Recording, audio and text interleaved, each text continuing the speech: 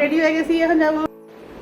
Hello everyone, সকাল সকাল একটু ব্রেকফাস্ট বানাইয়া গেলাম গিয়া মণিপাল হসপিটালে।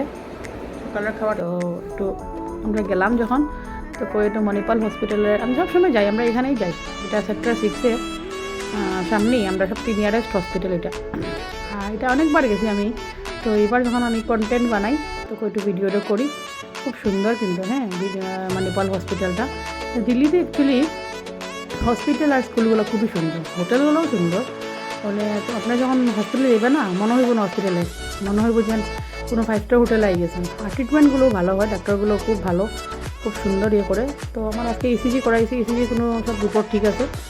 তো সোমবারে আবার যাবো, আর একটা টেস্ট আছে, ব্লাড টেস্টও আছে, খালি পেটে যেটা করাইব। আর এই যে ঢুকিয়ে দেখলাম কি সুন্দর আমার ঠাকুর সাই বাবা আর গণেশ ঠাকুর, এত ভাল লাগছে না, তো আমি একটু ভিডিও করে নিয়ে আই। আর এই যে এখানে ভিতরে এক্সেলেটার আছে, আর যারা রুগী মানুষ ওদের জন্য লিফট আছে।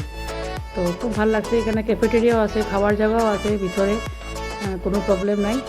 তো এটা তো আমি শেয়ার করছিলাম ভিডিওটা। তো আমার একটু ভিডিওটা করতে ভালো লাগে, সবাই শেয়ার করতে ভালো লাগে।